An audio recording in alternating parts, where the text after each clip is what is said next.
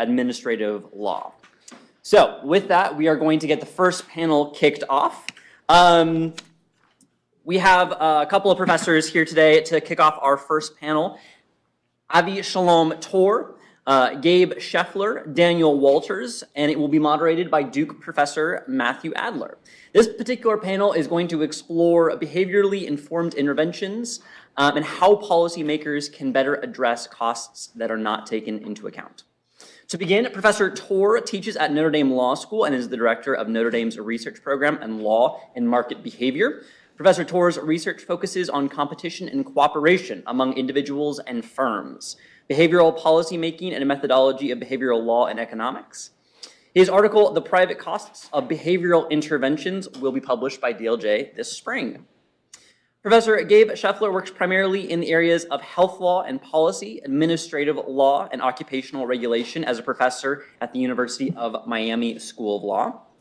Professor Daniel Walters is currently at the Texas A&M University School of Law, where his research interests focus on the administrative state and climate change law. Finally, Professor Matthew Adler is the founding director of the Duke Center for Law, Economics, and Public Policy, and his scholarship is focused on welfare economics, normative ethics, and legal theory. Professor Adler is the author of numerous articles and several monographs, including New Foundations of Cost, Benefit, and Well-being and Fair Distribution Beyond Cost-Benefit Analysis, which systemically discusses how to integrate considerations of fair distribution into policy analysis. All right, with that, I will kick it off to Professor Adler to begin our panel. Excellent. Thank you all. Thanks for coming. Thanks to DOJ for hosting this. Thanks to our honored guests. Professors Tor, Scheffler, and Walters, why don't you just quickly tell me about your areas of expertise to get us kicked off here. Well, thank you. Since Zach gave such a great introduction and already basically said that, so let me just emphasize that I'm delighted to be here because for the last few years I've devoted at least a significant fraction of my research into the areas of behavioral regulation and the things we'll talk about today. So it's wonderful to bring that to bear. Great. So my broad main areas of focus are health law and administrative law. In health law, my work is focused mostly on the Affordable Care Act, Medicaid, and the regulation of healthcare providers. In administrative law, I'm especially interested in the influence that interest groups have in the regulatory process, as well as the linkages between regulation and distribution. And also, one of my main current areas of interest is in the intersection between both health law and administrative law and what political scientists call policy feedback effects, which I know we'll be getting into a little bit later in the panel. Yeah, this question really got my mind turning. What is my area of expertise? It's hard to pin down. I would say that my research usually straddles the boundaries between administrative law and political science. I've done quite a bit of work on a different version of the behavioral administrative law question. How do regulators, Congress, and courts behave, and what are the incentives that administrative law sets up for them? For instance, I've explored whether agencies exploit our deference by drafting vague, open-ended regulations. I've also explored whether legislatures respond to enforcement of the non-delegation doctrine by drafting more precise and specific legislation. My interest in the topic of this conference comes from a slightly different place, but one still connected to my training as a political scientist. I've always been very interested in how administrative law fits within a democratic system of governance. For instance, I've written some high-level theoretical work on democracy, agonistic democratic contestation in the administrative state. But I'm also really attracted to the idea, which Gabe and I are going to talk about today, that policy interventions by agencies can have effects on political behavior that can either make democracy and regulatory politics work better or potentially work worse. So looking forward to talking about all those themes today. All right, great. Thank you all. So let's plunge in. So since this panel is opening the symposium, I'd like to start with the all-important concept of a nudge in administrative law. So generally, nudges are defined as any aspect of a choice architecture that alters people's behavior in a predictable way without forbidding any options or significantly changing their economic incentives. Professor Tor, perhaps you can discuss your views on nudges and how the growth of behavioral economics in administrative law impacts nudge theory? Thank you. So this is a huge topic, in fact, and I give full semester courses on these questions, right? We could do 14 weeks, but we have to, let's try to distill it into a few minutes and just give a few maybe punchlines, not so much about my views, but how to think about this. What are the major moving pieces in this area? So first, I appreciate Professor Adler sort of setting the definition this way, because one of the issues that has been written about at length is how to define nudges, what constitutes a nudge, and so forth. We're not going to go down that road. I think for today, it is a very useful place to start, and I would even summarize it more shortly as any intervention that relies primarily on behavioral means to change goal, mainly on sort of psychology and related areas to change individual behavior. And that kind of simplifies it and take away a lot of the issues around it, and kind of points out to what the core constraints.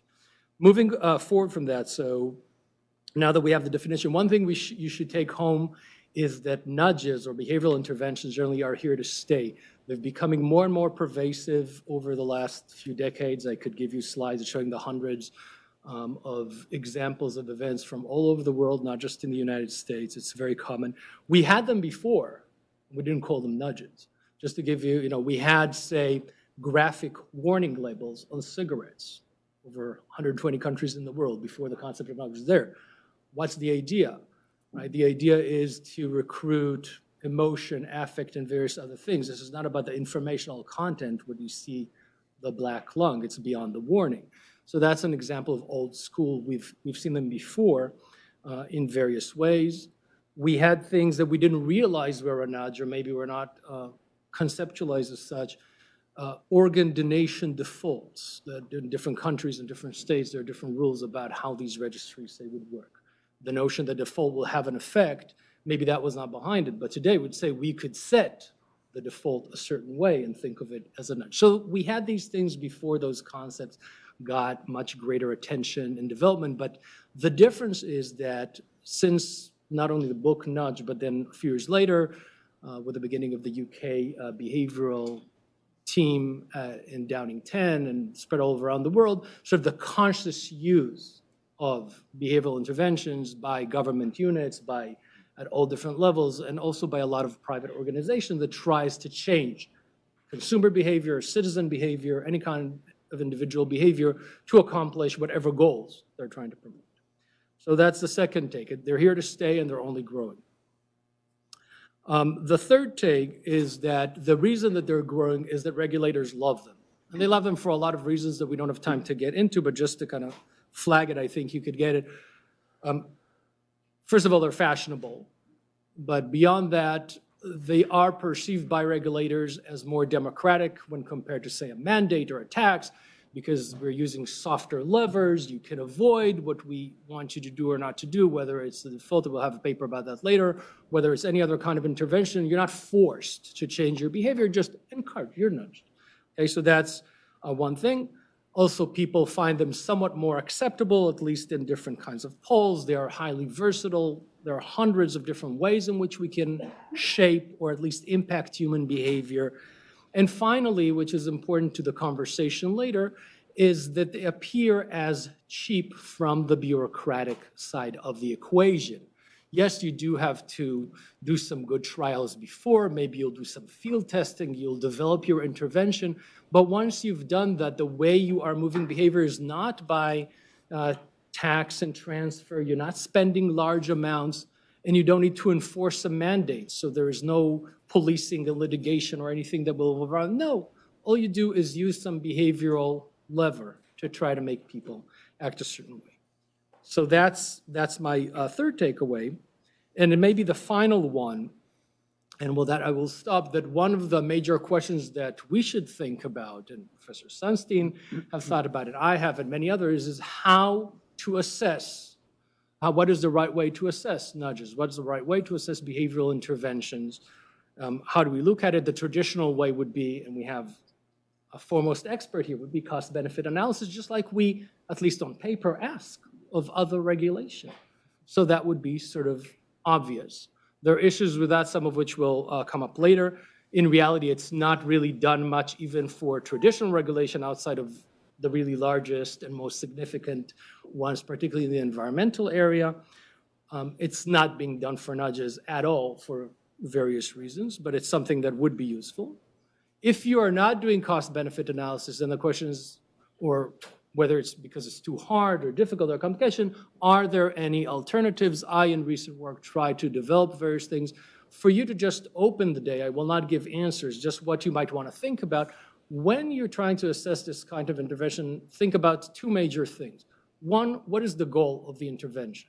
Do I have a problem with the goal of the intervention? Not just me individually, I love it, somebody else hates it, but is it the kind of goal that we think we should promote through these types of interventions? That's one set of questions you might want to think about. And the other is the instrument, the tool. Behavioral interventions are just one in the arsenal of regulatory tools, but there are many, many different ones of them. If you look, beginning from the example of the graphic warning labels on the cigarettes, to the default, through the defaults that I mentioned before, through many other things that try to recruit things like social norms or increased retention or provide information in a particularly effective way as opposed to traditional disclosure. Each of these tools, insofar as they are effective in changing behavior, do that in somewhat different ways. And the implications for whether we think that is likely to be a good tool in this specific context, not just in terms of achieving the goal of changing behavior, but in terms of, are we comfortable with using that tool? What are the costs and benefits and so forth of doing that?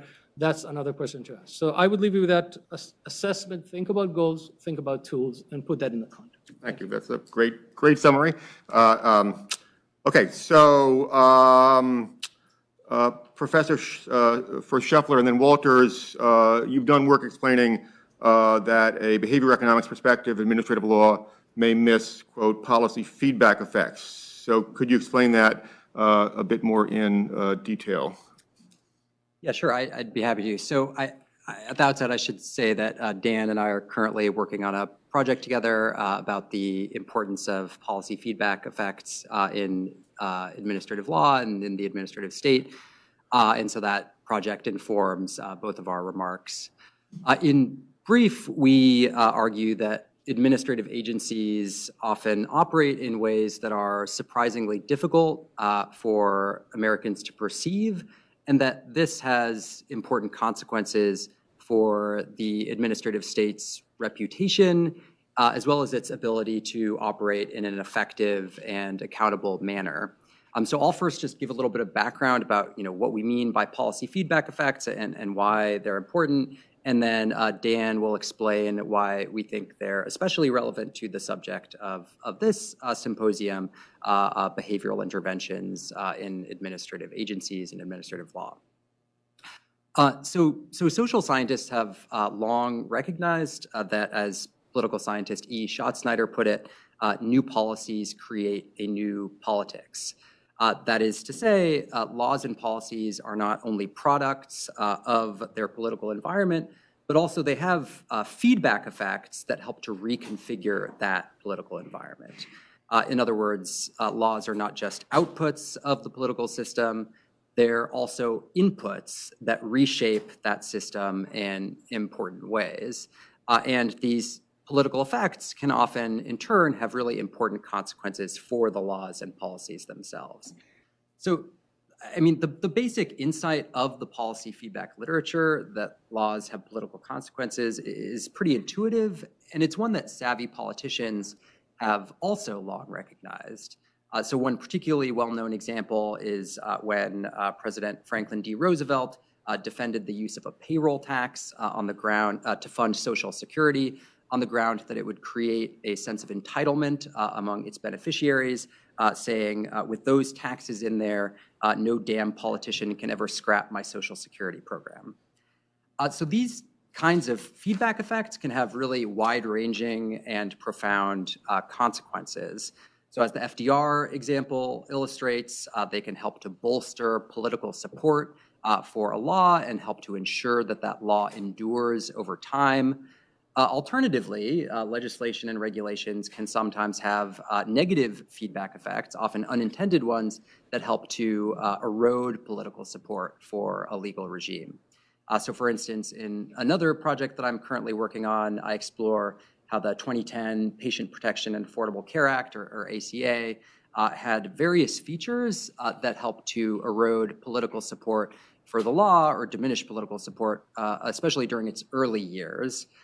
For instance, just to give you one example, some of the major insurance provisions in the law didn't actually take effect until nearly 4 years after the law was implemented, which meant that during its early years, when opposition to the law was especially intense, Americans hadn't felt many of its most tangible benefits.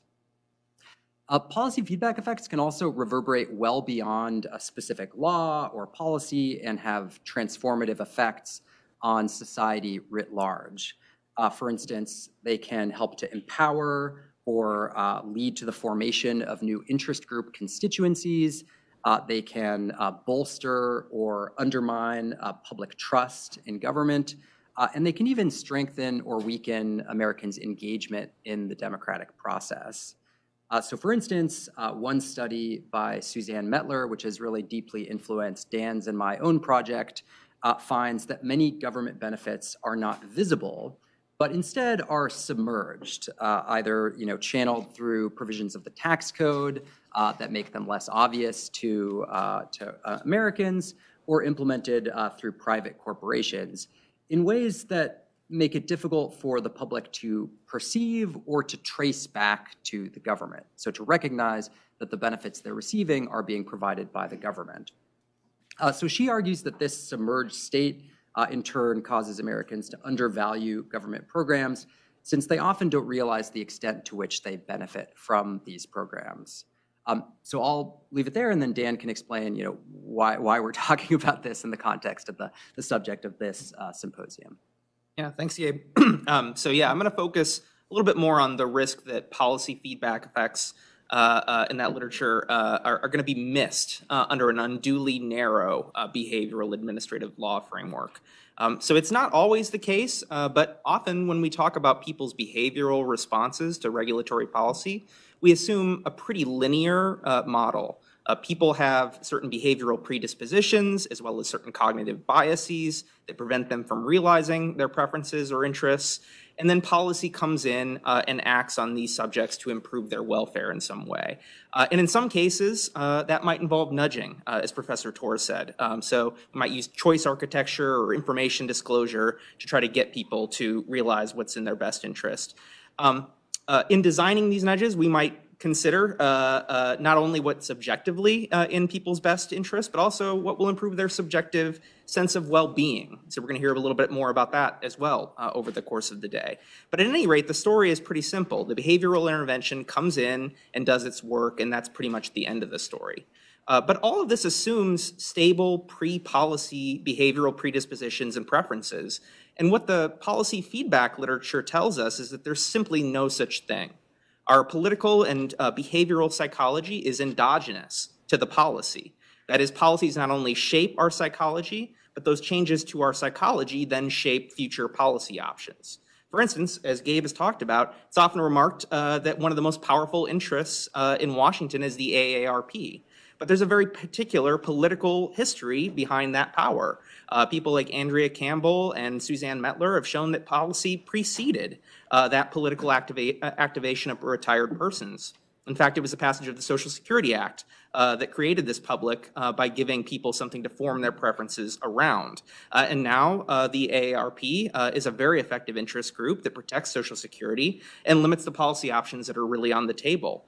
So Campbell sums up this phenomenon pretty well when she says, policy makes mass politics.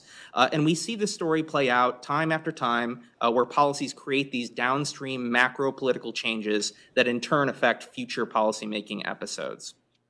In some sense, this endogeneity is compatible with the core idea of nudges, but it also poses a real challenge for them. How can we ever hope to calibrate nudges properly if our preferences and behaviors are themselves determined by nudges and other policy interventions? There simply is no Archimedean point from which we could hope to properly calibrate behavioral interventions. And I think this insight has some pretty big implications for behavioral administrative law. Administrative law should be designed around how people experience regulatory policy. No disagreement there. Subjective experiences of policy really do matter.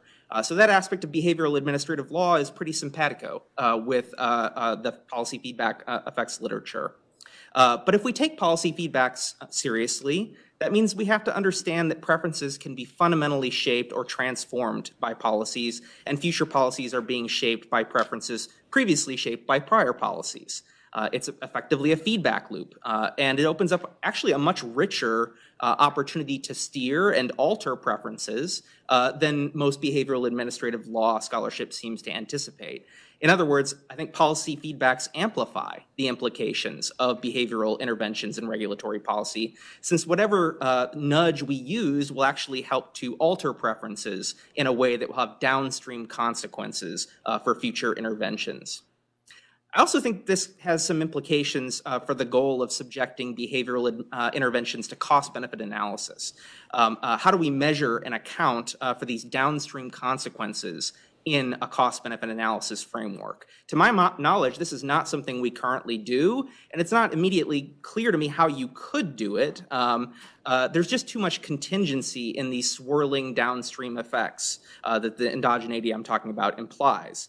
And this suggests to me that there really are two paths forward for behavioral administrative law. One that tries to incorporate tools like cost-benefit analysis to help calibrate behavioral interventions, but another that widens the understanding of how policies interact with people to produce dynamic preferences, but is inherently somewhat impervious to analytical tools like cost-benefit analysis, and which ultimately must rely much more on the kind of practical and political judgment that attunes itself to the dynamism of the policy feedback loop.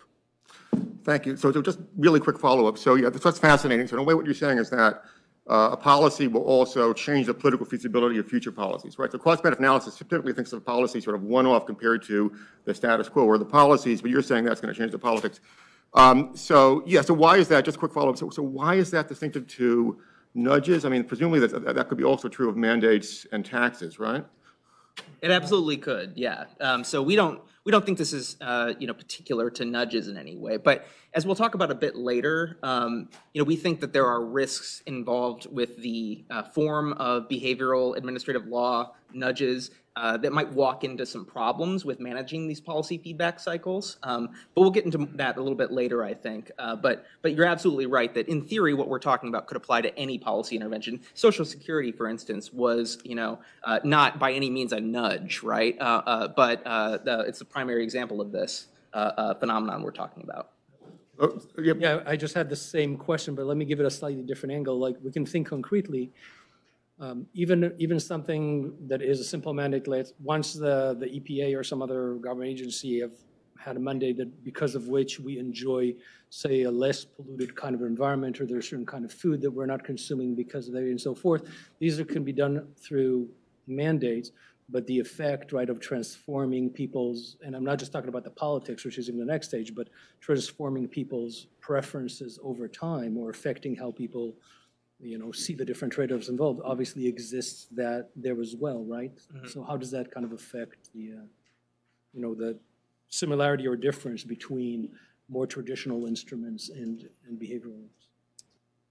Yeah, I mean, I think as Dan said, I don't think, this problem of trying to take into account the most pertinent political impacts of regulatory policies isn't unique to behavioral interventions. But we do think it's an important one, particularly in the context of trying to evaluate ex ante, what the effects of a given government law or policy will be. And I'll just kind of, preview our argument. We do think that it's especially important in the context of behavioral interventions, since those interventions may tend to be less salient to the public than more traditional forms of more coercive forms of government regulation, and therefore that may have sort of different stakes in the policy in terms of its policy feedback effects. Yeah, if I could just really quickly add, it may not always be the case, but nudges in general are powerful partly because they go unnoticed by many people, right? So to the salience point, the whole idea of this seems to be in some ways to submerge the effect of the policy. So people can't draw the connection between the government's intervention and what's actually affecting their behavior. All right, let's move on. Professor Tor, so you argue in your piece that nudges impose, despite the fact or despite the, the conventional wisdom that they're costless, that in fact they impose significant private costs on individuals, and that these costs are routinely ignored or underestimated by administrative agencies. Can you expound a bit on your argument and talk about how going forward agencies should better consider the private costs of nudges? So let me just illustrate this a little bit. But before I even say that, I think there is a general tendency, and that goes back to my point that I am focusing on behavioral interventions, but some of the issues here are not unique. They just get maybe exacerbated or more complex in the behavioral context, and we need to kind of keep that in the back of our mind. All successful interventions, whenever we have a government intervention that changes people's behavior, the more successful it is, in general, the more cost it carries for those individuals, and we call them opportunity costs. And to give you a concrete example, let's say that we decide that we need to conserve more energy because we're concerned about the effects, the negative externalities of energy consumption, so we promote conservation. We could do that in a lot of different ways. We could simply increase the price of energy, just tax it, and that will reduce consumption, just as happens, say, naturally when prices go up. Okay, we can do that, and that will reduce energy consumption. We can go even more extreme, right, and give people caps on energy use and shut down their supply. We don't do it in the US, but it can be done, and it has been done in extreme situations in other places. So whenever we do that, or we could use a nudge. We can use the most popular one in this area, or the home energy reports that you may have seen that billions of times have already been delivered, now electronically. Now it's owned by Oracle. Yeah. But the basic point is that you get, instead of your old school energy report, right, you get this report that not only tells you how much you consume and what your bill is, but shows you a comparison of your consumption to your most efficient neighbors. So you get it in a very graphical way. It gives you smiley faces if you're among the more efficient. It gives you some actual tips and so forth. It does various things. It tries to recruit primarily social information in a purported social norm, which of course is not the social norm in a statistical sense, because they compare you to the 20% most efficient. So even if they do that right, they're comparing you to a minority that is the most efficient and not what everybody else does, but it tries to create the sense that this is an injunctive norm that you should aspire to become part of. Each one of these options that I described, if they succeed in making you, say, consume less energy, have effects in terms of opportunity costs. What are they? Let's say, if you're in a cold area in the winter, if you're colder in the winter, if you put the thermostat down a few degrees, so you can wear a sweater, you could be a bit colder, maybe there are other sense of discomfort. Some people are very sensitive to that. The reverse in the summer. If you don't air condition your home, you keep it warmer. Maybe it's harder to concentrate. Your grades may not be as great. Your work will not be as productive. You'll be more sleepy. There are costs, both of direct comfort and these consequences. And that's true about any kind of change of behavior. So this major cost, which is true for any kind of policy, we call it opportunity costs. It's a very basic concept. Many of you have seen it like in college and economics or so forth. This is very basic, and it also exists for nudges, and it's often neglected because it's something that does not show on the side of the regulator when they engage in using their lever to see how much is it going to cost me to get the North Carolina population to reduce energy consumption on average this year by 100 kilowatt hour per household. That is not the kind of thing that they see when they sit that on the bureaucratic side. There are also a few other costs, let me just mention briefly, that are more prominent in the case of nudges beyond those opportunity costs.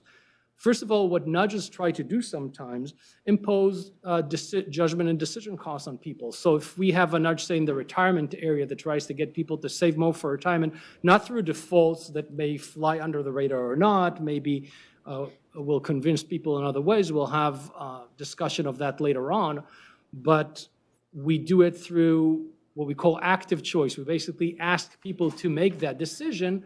So part of the reason that some people have not made that decision, and now we have empirical evidence on that, is because it's a very difficult decision.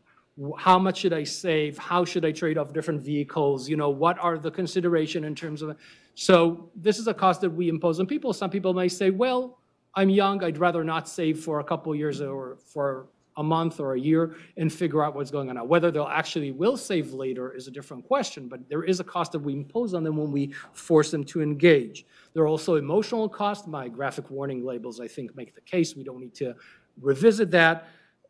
The home energy reports give you an example of social costs, and I think particularly for the people in the audience, the students who are in this age of social media and the enormous potential power of visibly violating some kind of social norm or accepted form behavior. These have social costs that could even have real financial and economic costs on people's lives. So these kinds of levers could be powerful and could change behavior, but the reason they do it is because they also potentially can light up these things. And just one concluding sentence, this is before we delve more deeply, which I do in the paper, I'm not going to reiterate here, into some of the unique questions that really make it difficult to properly design behavioral policy to achieve a precise goal. And I think it was interesting that my colleagues here used the word calibration, which is one of the things that I talk about in the paper. When we try to move behavior, say, via tax or via something like that, we may have empirical evidence. We say, okay, we know the elasticity of demand up to date. If it goes up by 3%, we're going to get this effect on consumption. It's not perfect, but we have some sense of where it's going. But how graphic is the label going to be? How much social norm pressure do I need to achieve exactly the increase of people, say, saving X more for retirement? We're not there. We're not nearly there. And these are very, very tough questions. We also open the door to using tools that will distort people's behavior in a way that traditional policy, more than traditional policies will do, because we will not figure it out or because we'll use instruments that are trickier.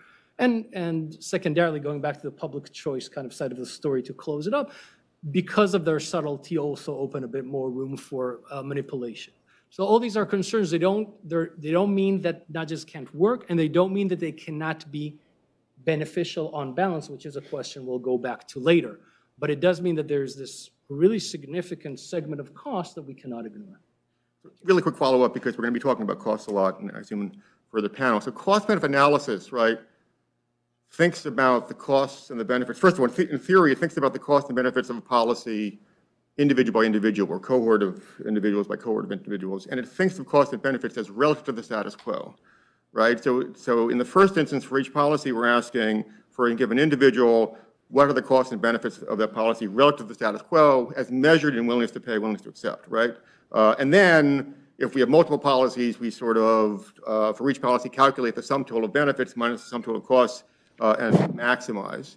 So to the extent that individuals are better off, net better off for the policy, right, they have no net costs, right? To the extent they actually have a positive willingness to pay, right? I mean, they may have costs on some dimension. So for example, imagine someone who is better off being nudged by the energy report, right?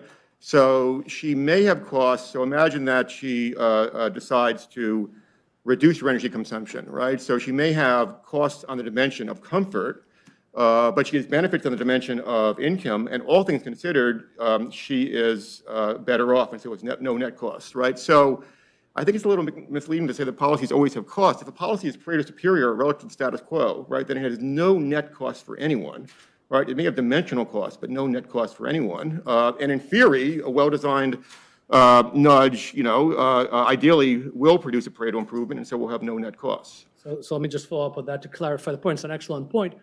And I'll use the home energy report because we actually have research, pretty recent from 2019. There's a paper by Olcott and Kessler that actually tries to do that work in a context not of electricity, but gas use in the winter, and actually measure, I'm not going to go into the whole analysis of the paper, but the point is that if you look at the distribution of the population, even according to their assumption, which to my view are rather generous towards the nudges, and we can do a deep dive later on into the empirical evidence.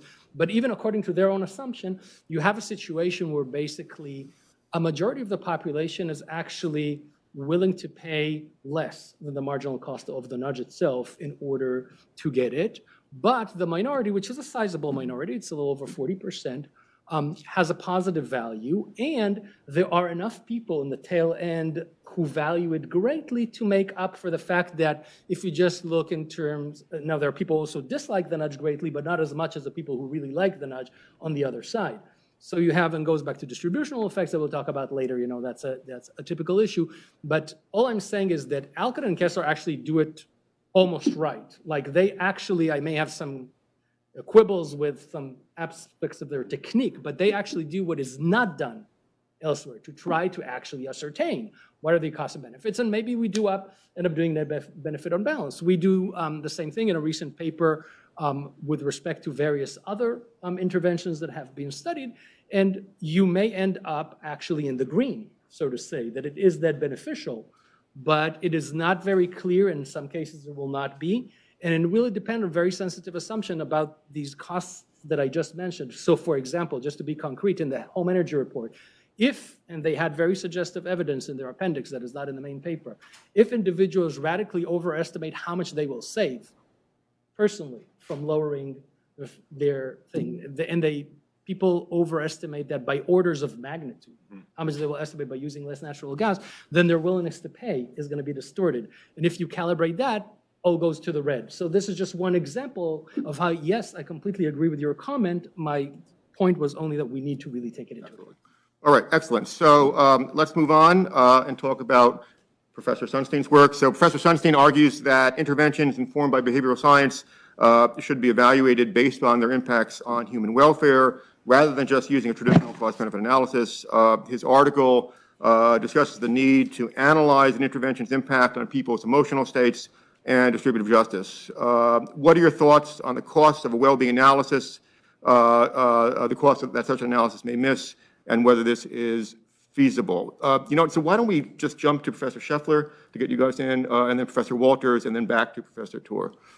Sure, yeah. So from my understanding of Professor Sunstein's argument, I think it seems compatible with some consideration of policy feedback effects. And I think, in fact, in some cases, it might even require a consideration of policy feedback effects. So take first how behavioral interventions affect people's emotional states. Some policy feedback researchers have shown that people's interactions with the state can shape their feelings both about themselves and also their feelings about the government in important ways, and even affect how engaged they are in the democratic process. So just to give one example, in a recent book by Jamila Michener called Fragmented Democracy, she shows how some enrollees in Medicaid are treated in ways that stigmatize them or express a lack of respect for them as people, and that these negative impacts may affect or undermine their willingness to engage in politics. So in other words, one way in which government interventions can affect politics is through their effects on how people understand their status in the community and their own self-respect. And those effects are mediated in turn by people's emotions.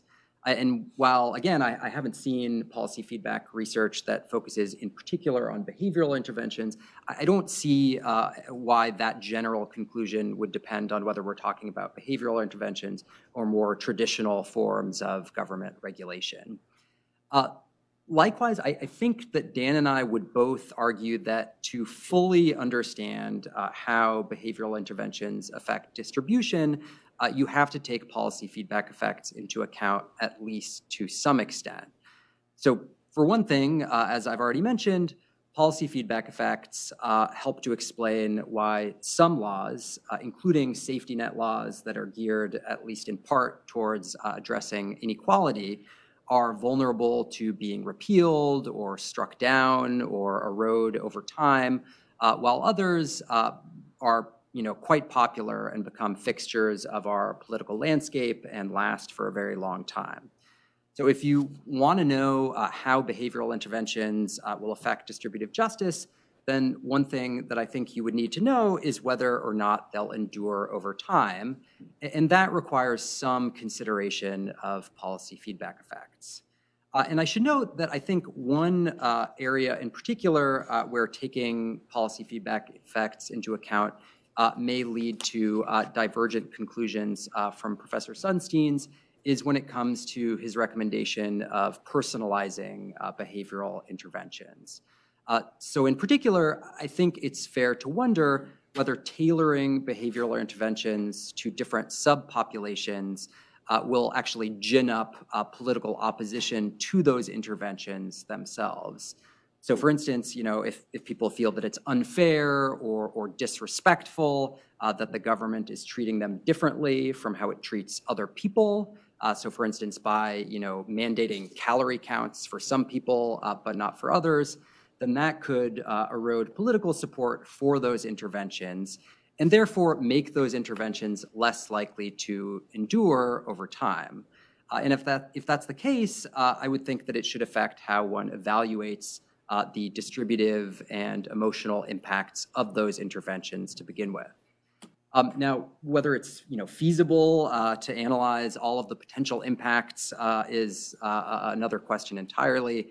I mean, the idea of conducting an aggregate well-being analysis that includes not just monetary costs and benefits, but also emotional impacts, distributive impacts, and political impacts, where these impacts may affect one another and causality may run in multiple different directions, has at least my head spinning. Also, policy feedback effects are often sometimes predictable, and it seems unrealistic to expect that one could ever predict ex ante how all of the different political impacts of a law will play out. In other cases, though, it may be relatively obvious how feedback effects will play out. So for instance, to return to the example of the Affordable Care Act, even around the time that the ACA was being enacted, some political scientists were predicting that it was a quite risky strategy to delay the implementation of some of the law's main benefits until several years after the law had been enacted. Professor Walters. Yeah, so I agree with everything Gabe just said about, emotional states and distributive justice. And I think, a well-being analysis would want to take those things into account and also take into account policy feedbacks. I just want to add one other thing that I think a well-being analysis, if it was going to be complete, would have to take into account. And that is sort of, people's political activation from policy. So, I worry a little bit about an overly narrow well-being analysis that misses the impacts of policies on civic virtues and on what Hannah Arendt called the vita activa. Part of which includes a robust civic Republican embrace of political engagement and participation for the purpose of building a political community and leading a fulfilling life, right? So I think people's well-being is wrapped up partly in their political life, right? People could disagree with this, but I think our well-being is very tied up with politics, and that an entirely private life unencumbered by state intervention and shared governance is not a life that's really worth living. And even if you aren't as philosophically committed to this idea, say you're a true classical liberal and you just want the government out of your hair, you still have to worry about the practical consequences of the atrophy of trust in social institutions. As people like Amy Lerman have shown, the administrative state is suffering from a decades-long reputational crisis. Her experiments showed that people prefer private services over government services, even when the government service is objectively better. And these deeply ingrained attitudes have very real social costs, ranging from more expensive social services like building roads and infrastructure to a broader collapse in faith in government. And ultimately, I would suggest that behavioral administrative law, armed with insights from a policy feedback perspective, should address itself to these kind of longer-term political dynamics that are leading to an atrophy of social institutions and democracy that ultimately do have a very profound impact on people's well-being and their political lives. To make this just a little bit more concrete, consider, for instance, policy interventions like nudges that aim to minimize the subjective discomfort that people might feel when confronting the state. A legitimate goal, by all means, but one focused on short-term concerns about not coercing people against their will. This policy design, though, might end up stifling people's ability to connect the policy to a project of shared governance or use the opportunity to update prior preferences and evaluations of the institutions that gave us this policy. So take a nudge like automatic enrollment in a retirement savings plan with an opt-out. Suppose that this nudge works like a charm and does, in fact, increase welfare. In fact, it works so well that it basically never even registers with the vast majority of people that their choices have been shaped by choice architecture set up by government institutions. As well as that nudge might work with respect to many measures of well-being, including emotional reactions to the policy, it would still be the case that a particular kind of well-being, the kind associated with people's beliefs that they're part of a democracy that is working well, might not be maximized by this kind of intervention. By allowing people to miss the state's role in increasing private welfare, the policy may be forfeiting the opportunity to reinforce, through positive feedbacks, the sociological legitimacy of government and of the administrative state. People may be very happy and unbothered, by well-calibrated behavioral nudges that minimize interference with private welfare. But their failure to recognize this success and attribute it to the institutions that very much made it possible creates a possibility of a missed opportunity to shape people's subjective feelings of political agency. In sum, part of well-being is our political lives and our sense of control over collective decisions. And I think if we're going to open the door to questions about subjective well-being and how to bring that into our questions about calibrating behavioral interventions, we need to take into account how policy interventions impact people's ability to attribute that policy to policymaking institutions and how that attribution might activate political satisfaction. So that's a bit abstract, but I think it's really important to not lose sight of the fact that a core part of our well-being really is our political lives and our sense of belonging in a democratic community. Professor Tor, well-being, emotion, distributive justice, and nudges, no more than 5 minutes, please. Much less. So yeah, just to respond to what has been said here already, I think at the fundamental level, it's hard to argue with the fact that you would want to include in a welfare analysis everything that actually has an input into welfare.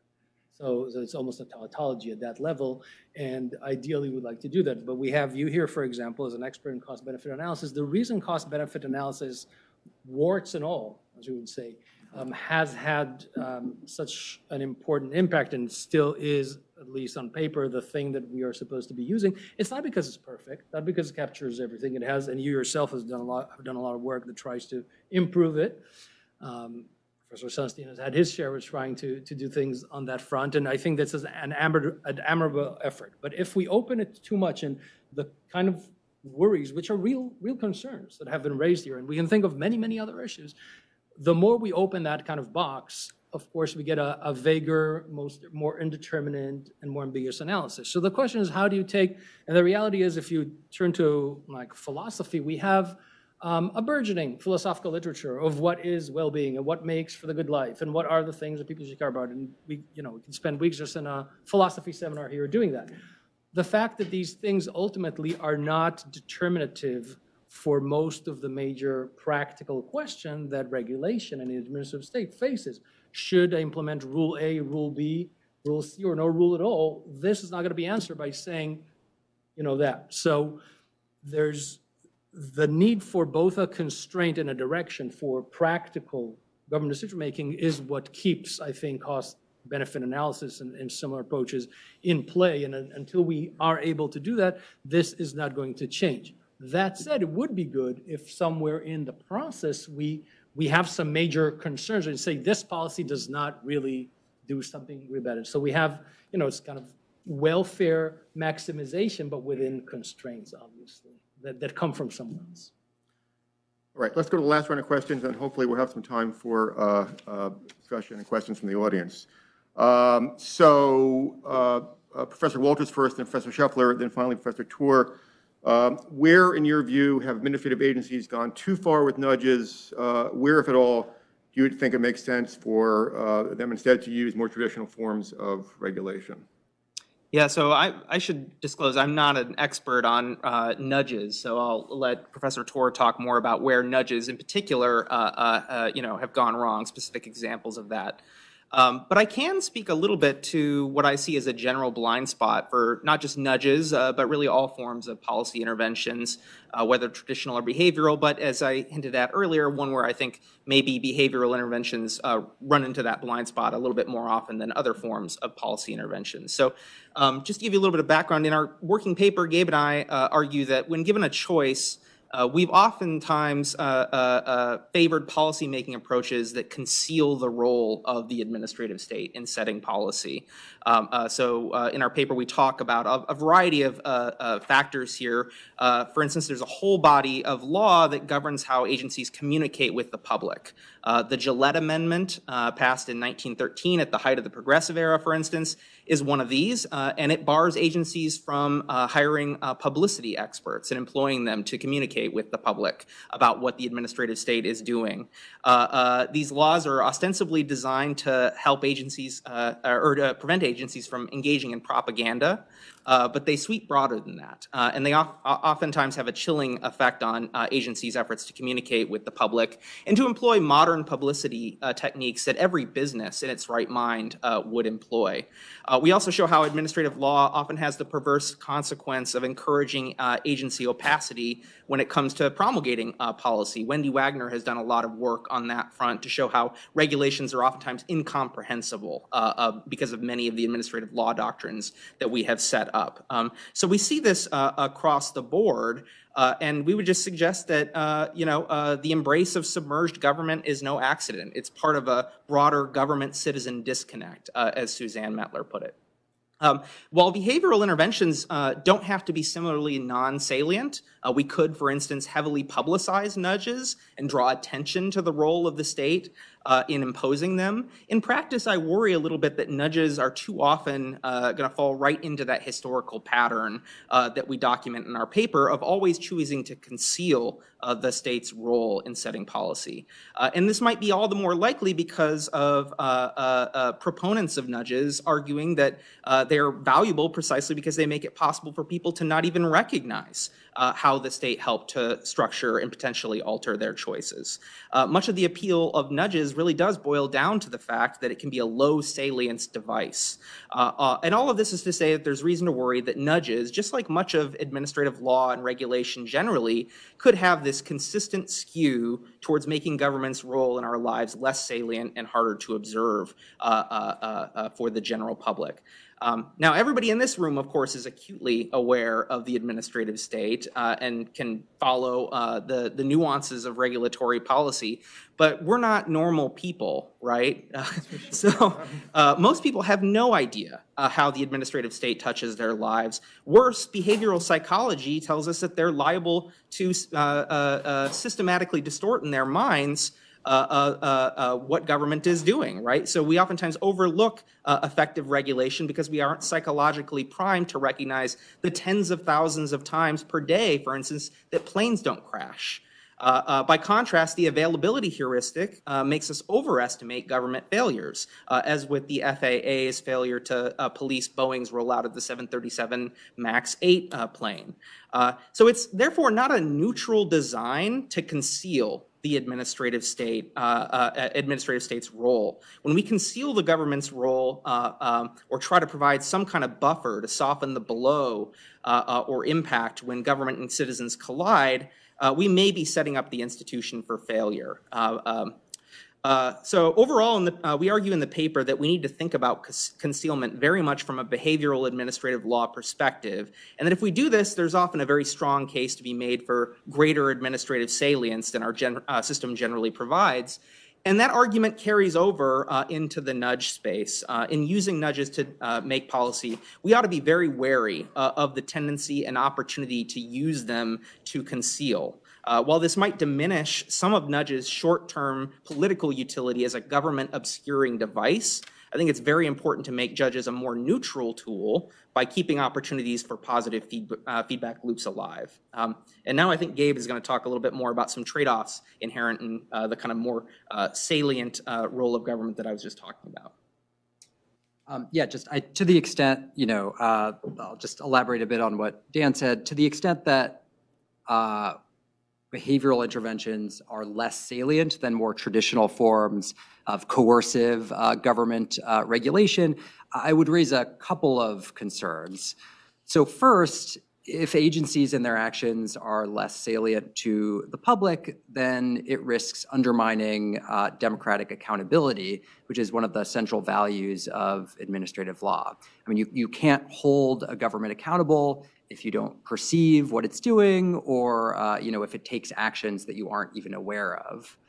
Second, if much of what administrative agencies do is imperceptible to most Americans, then it risks creating a kind of information vacuum where it becomes easier for myths and misconceptions about administrative agencies to proliferate, thereby undermining public trust in the agencies themselves and limiting what those agencies can do. So there are already a lot of myths and misconceptions about administrative agencies. Just for instance, politicians routinely claim that regulations cost a staggering $2 trillion annually, even though that statistic has been thoroughly and repeatedly debunked, including by Professor Sunstein. Politicians and commentators often inveigh ominously about the deep state and portray agency officials as nefarious elites bent on thwarting popular rule, even though by several measures, agency officials, bureaucrats are more transparent and more representative of America writ large than members of Congress are. Likewise, politicians and commentators often paint federal agencies as captured by special interest groups, when there's a large research literature that paints a much more nuanced picture. So the policy feedback perspective would suggest that if left unchecked, at least some of these myths and misconceptions can become kind of self-fulfilling prophecies, or at least can greatly constrain what agencies can do.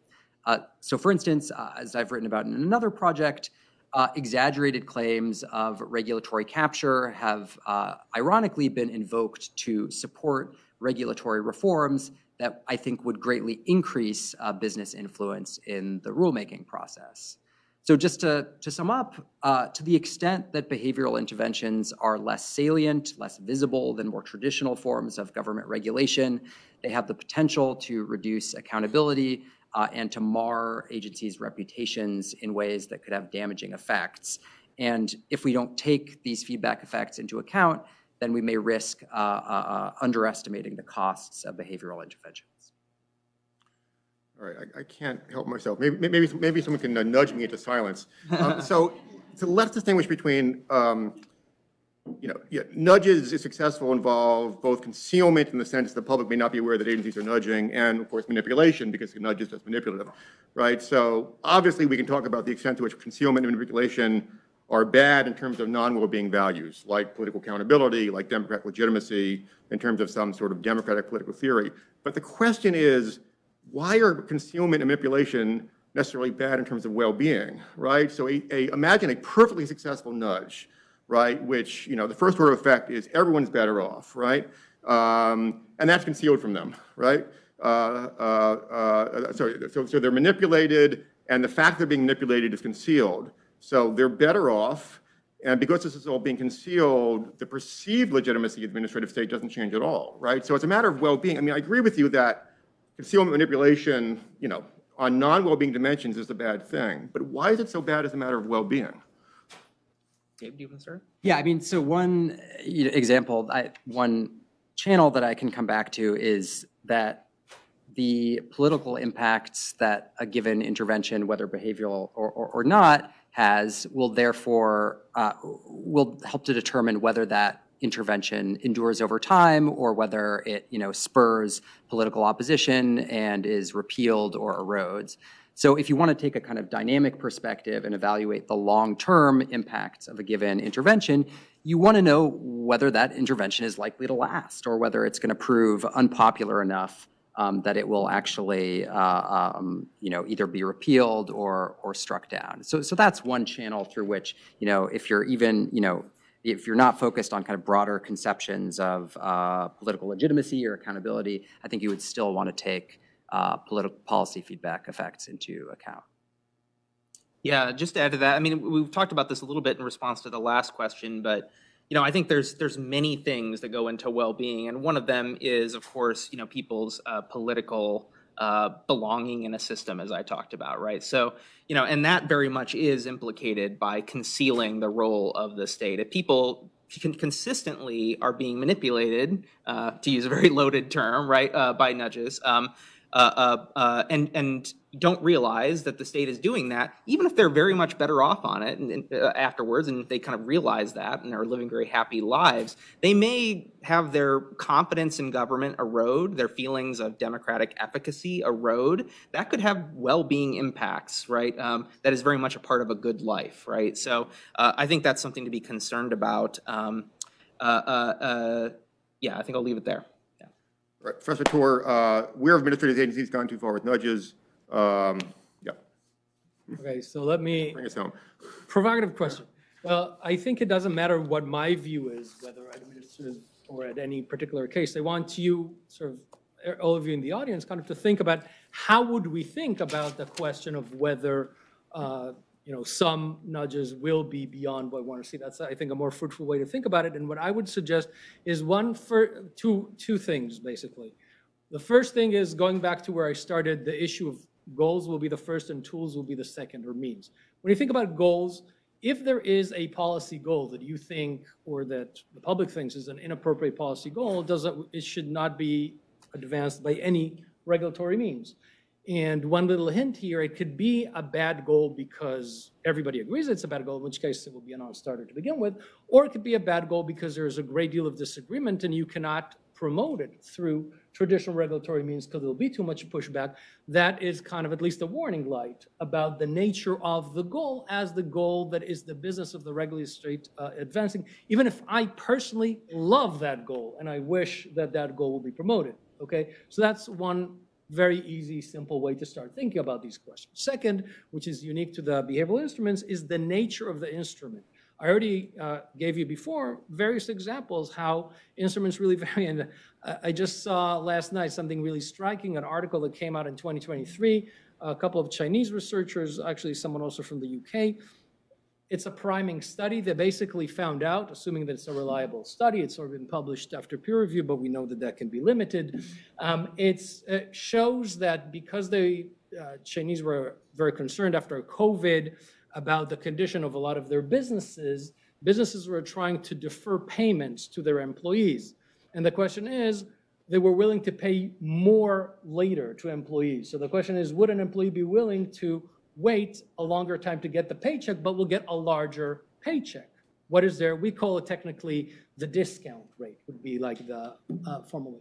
And what's interesting, that based on previous research on priming, what they have done is that they had employees go and fill up these forms or whatever they needed to get their thing in with three conditions: blue light, regular white light, and red light.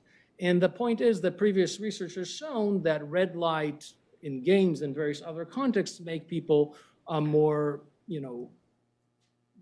immediate in their reactions, has various other effects on risk-taking. The punchline here is that the blue light employees were willing to wait longer and they got a bigger paycheck as opposed to the red light employees. Now, assuming that this is correct, you can imagine you don't even default. You can have active choice. Everybody goes into the room where they fill the HR forms and they go to job, but it's a blue light room and everybody saves much more for retirement, at least at the first stage. So this is a prime example. So the question is, do you feel comfortable or uncomfortable with this type of intervention, and why?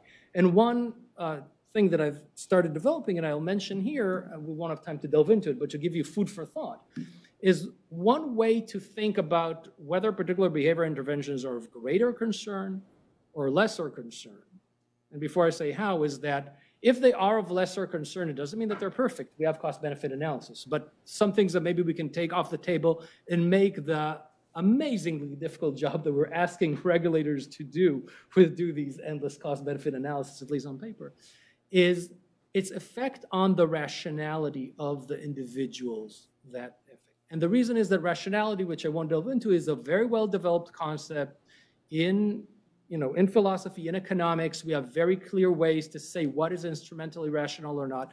Things that make people less rational in their decision-making, whether because they distort their information, the decision process, they do various things, or maybe bypass it altogether, like the priming example that I just gave you from the Chinese employees. Those things, I think, would give us pause. Imagine the graphic warning labels of the cigarette applied to other contexts, like making you say, put pictures of very obese people on packages of food. So I'll leave you with that thought and to do your own analysis, what may be beyond the limit and what not. All right, we have, so DOJ, until, what time are we supposed to end? 10:35. Oh, good, plenty of time, 10:25. great, okay. So I already have hands from 25, 10:25. 25, all right, we have 10 minutes then, or a little more. So I have hands from Professor Bacafusco and Professor Sunstein. Yeah. Rick, Chris. this is very interesting. I guess I have a question about the notion of kind of deception here, and because it seems to me to like presume some kind of like default correct thing that the state would have been doing had it not been manipulated, right? And so, so take for example the vaccine mandate, right? Biden's vaccine mandate. Had they instead called it OSHA's testing mandate with a vaccine exception, right? Turns out lots more people would have been in favor, right? So should the government then have had to say, there are 4 different ways we could have described this to you. We chose the way to describe it to you in the way that we thought you'd be most likely to do it. Here are the other 3 ways we could have done it, and here's why. Like, so what's the manipulative one of those, right? What's the one, and what's the kind of default acceptable one of those, right? Because it seems like you're trying to point us to like some pure state of like government intervention that is not in any way, but we know that each of those different outcomes will produce, or different ways of framing will generate different outcomes in people's tolerance for the regulation. Yeah, it's an interesting question. I suppose I can concede on some level that, all government action is going to have behavioral consequences. That's why we're here talking about all of this today. And all of that could be branded as, manipulative in some way. And so, figuring out which one is the least or, most manipulative is a little hard in the abstract, right? But I guess one of the things that makes the, owning the policy option seem less manipulative to me is that it's perfectly transparent, right? It is because it's a mandate, because it's tagged with, the government's stamp of approval, unmitigated stamp of approval. It's easier for people to process that and to create their own evaluations of the policy. The concealment, even if it has more buy-in because people don't want to push back against it, right? I mean, you could say that's a virtue of that policy, right? But I think it also leads to a short-circuiting of people's ability to. Conceal. Testing mandate with a vaccine exception, or vaccine exception with a testing mandate. They're the same thing. But which one is concealing? But they produce different outcomes, right? So like, Yeah. which one's concealing? Gabe, do you have thoughts on this? So to me, the question is less about, manipulation. I don't know where you stand, Dan, but I'm not concerned about manipulation. I'm concerned about salience, what people notice, whether they notice that the government's actually intervening in their lives, whether they're able to trace the benefits that they receive or, the ways in which government's affecting them back to the government. I think in both of those examples, those seem pretty salient to me. I would be more concerned with areas where like people just, their decisions are being affected by the government in ways that they really just don't recognize, or they kind of wrongly attribute to private companies. And now, I don't think these concerns are unique to behavioral interventions. Like Suzanne Mettler doesn't focus on behavioral interventions in particular. She has a whole book about how the American government, all the different ways in which it's concealed from the public and why she thinks this bad. Dan's and my kind of main point was that we think behavioral interventions may be likely to exacerbate that lack of salience because they're non-coercive, and non-coercive interventions would seem not always or necessarily, but by and large to be less salient to the general public. And we think that's, worth taking into account both from a welfare perspective and also just in terms of its larger effects on society, public trust, effectiveness of government writ large. Right, so we have 3 more questions on the queue, so I'm going to impose a no follow-up rule, and no, that's not, no. Forward-looking. You should feel bad, though, that's a cost, but it's a benefit for me. So, no, sorry, no follow-ups, and just one panel member take it on. Professor Sunstein. So, thank you for this. This is a question about the concern about a lack of salience. So, as you were talking, I made a little list of behaviorally informed efforts. The junk fee effort of the Biden administration was in the State of the Union address, and the head of the NEC said on Twitter, this is the culmination of decades of work in behavioral economics. That was the president and his #1 economic advisor. The graphic warning rule for cigarettes, finalized by the Trump administration, if it wasn't front page news, was close to it, and it went through a massive public comment process. The calorie label rule, which is a nudge, that was also front page news. On the regulatory side, the fuel economy regulations, where behavioral economics is all over the analysis of the Department of Transportation and the EPA about present bias and inertia and myopic loss aversion. There's not a lot of regulations more salient than that.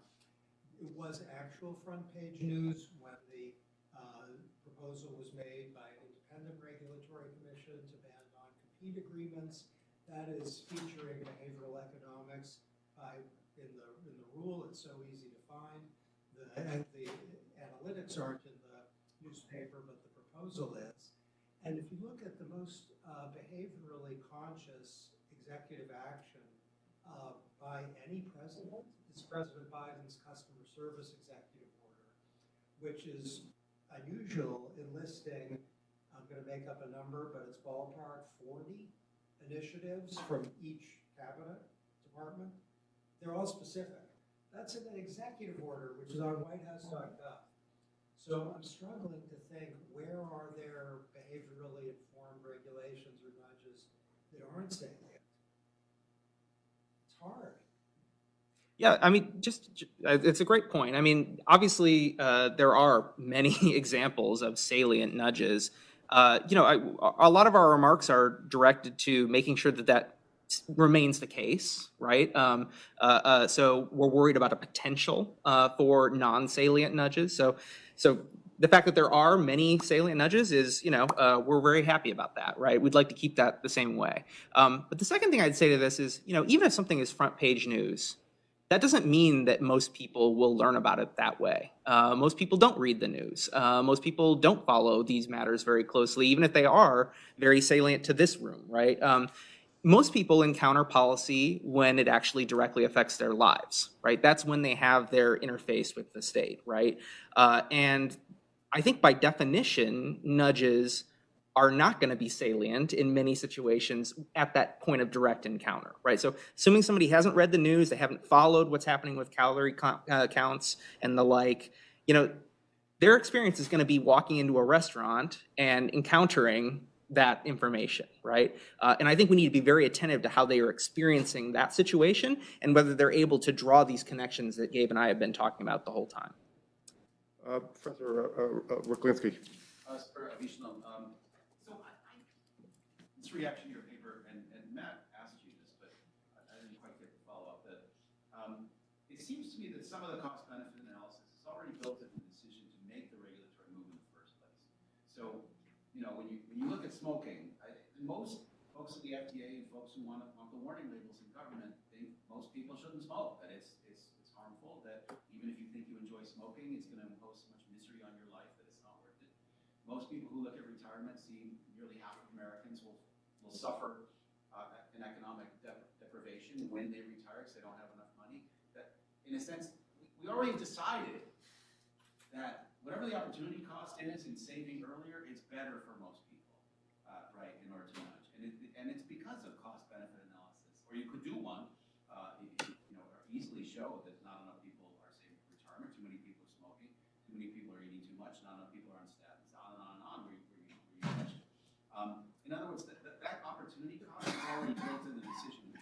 Then when you have a policy intervention that's like a nudge, that's low cost, well, the math then becomes easy. I think in a way, what your paper is more directed at is at academics, right? So if I want to get tenure at, a great university and I'm interested in nudging, I want to go move people around, right? I mean, that's why I became a psychologist. Change people's behavior, right? What was the point if you couldn't influence people? And where I didn't do a cost benefit, there's an old study in psychology that is a no cost benefit analysis. The authors wouldn't even recognize what it was. That gets people to show up for flu vaccines by sending them an appointment as opposed to a graphic warning about what the flu is like. They didn't do any cost benefit analysis. They just were curious if they could tinker with the behavior. For those folks, yeah, it makes sense to say you didn't do the math here, and you're manipulating people because you can. But when government agencies are trying to get people to do things that, like any reasonable expert agrees, people ought to do, the cost-benefit analysis is built in before they choose the policy nudge. So that sure, at the back end, you've got to, you can add in some costs of switching out of smoking, or quitting smoking, what have you. But we already decided the policy is a good idea. And then if we can implement it cheaper, isn't it a win? And I think you don't distinguish in your paper, but you do make some mileage of some of the nudges that impose, non-obvious costs, like how many people are upset by the warning label or the calorie counter, this or that. And that's the cost the nudge is causing that, I think most of the nudge folks actually recognize, but it does need to count. But the cost of not doing the thing, I don't get it. That's already built in. Professor Tor. Okay, so, I mean, it's a big question, and I'll just give you, so I applaud your faith in government. I don't share it. I think government does a lot of, no, because the faith says you just said we don't need cost-benefit analysis. That's what you just said. No, because you said you can't answer anymore. You Dictator for the minute. No, but seriously, you said it's already baked in. But it's actually not true that it's always baked in. If we baked it in, then that would be great, and then we wouldn't need to do it in the back end. I mean, that's the whole point. And some policy goals we are much more comfortable with, and some are less. And that may be a generational thing. Maybe in a few years it'll be about the sugar content of food, or the salt, or exercise, or any other aspect of your life that we, the experts, know better. And without doing cost-benefit analysis, we know that that's where most everyone should be, and maybe we'll do some hand-waving. The whole point of cost-benefit analysis is the government does a lot of wonderful things, but we need to know, even if it's something that the government has the mandate to do in general, how it should do it. And maybe, for example, there's a major problem that we don't have any current tool that actually will increase social welfare. So just let's assume that all the available methods to increase household energy conservation, their costs exceed their benefits. It does not take away the problem of global warming. It does not take away other issues. It just means that we don't have a good solution today, and just doing something because, like a politician say, we got to do something, is not the answer that we in this room or anybody who does, cold-blooded and reasoned analysis have to say no. You can argue about the problem, and then you need to think about the solution. Two separate issues. Thank you. Professor Murphy, final question. Thanks. This is for Dan and Kate. I'm really on board with the idea that for well-being, we need to have political lives, and we need to have a sense of control over decisions. But I think there's a lot of decisions that citizens, in terms of citizen-state interactions, they don't want to do, right? But that with better customer service and less sludge and more nudging would actually improve their relationship with government, like the way we file our taxes, like having to figure out which healthcare you're going to be charged for and when, like decisions that people cannot avoid, that they can't opt into, that they don't have a sense of agency around. I think that we would want in some way that maybe doesn't have to be paternalistic, because I hear an anti-paternalism in your theory here, but there's some stuff that people don't want to engage in and that would actually consume decision costs and be horrible for them, even if they're like, oh great, I'm accountable, the government's accountable, now I have to go through all of these hurdles to figure out how to vote, but political life is my substantive vote, not all the things I have to do instead to vote that the government is making, my local government or state government is making me do. So can we draw that line in a non-paternalistic way? I have extreme views on this, so I think Gabe should probably take this one. Yeah, I mean, I would just say that I think, salience and traceability back to the government, is one dimension that's worth taking into account. I don't think it's the be-all and end-all. I mean, you can think of lots of very salient, examples of probably very misinformed attempts at regulation and imposing unnecessary burdens on people who are trying to claim government benefits that they're entitled to seem like potential examples of that. Our point was just that, this is a kind of, under-recognized way in which both behavioral and non-behavioral interventions can affect the public, and that we think it's relevant when you're analyzing the impacts of these policies. All right, we'll end there. Please join me in thanking Professor Scheffler, Tor, and Walters for a great panel. Thank you for the. Thank you. Yes, good work. Thank you, everyone. Why don't we come back at 10:40, so about 13 minutes. I was gonna say something very strange, so I just knew I had to clip my own face there. I was effectively gonna say that I think it's really important. Thank you. I mean, government. Thanks, Matt.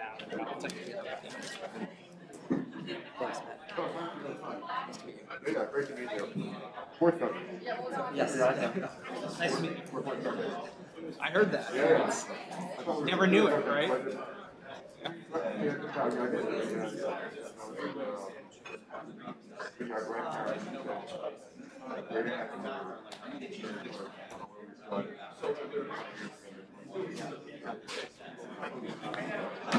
Thanks for moderating. Sorry that I haven't been on. Great to meet you, and also continue the conversation now. Hey, Matt. By the way, you can look at our paper starting on the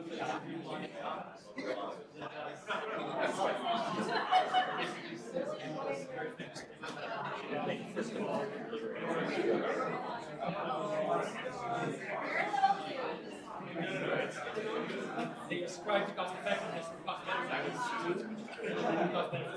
That's just an example.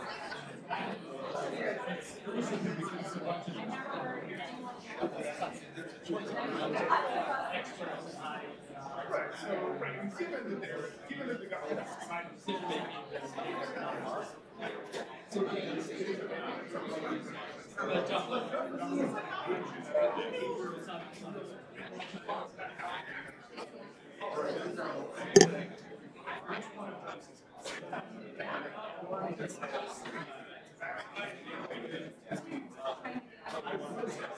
I'm just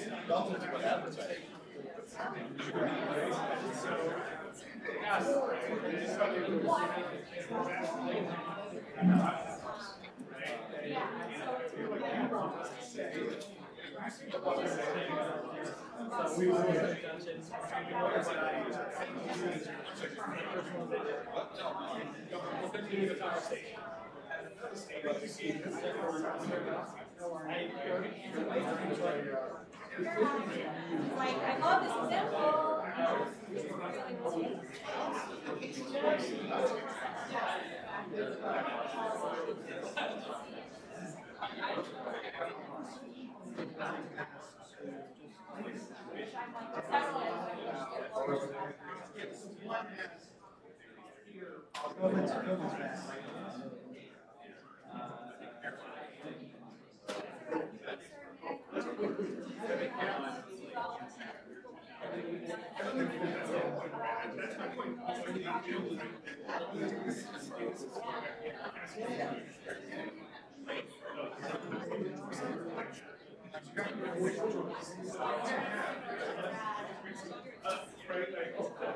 when they set out the lunch program, right, someone has to choose to sell.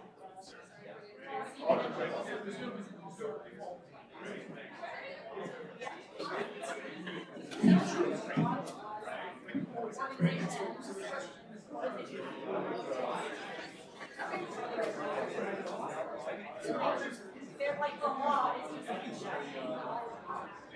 So you've been very clear about what you're talking about.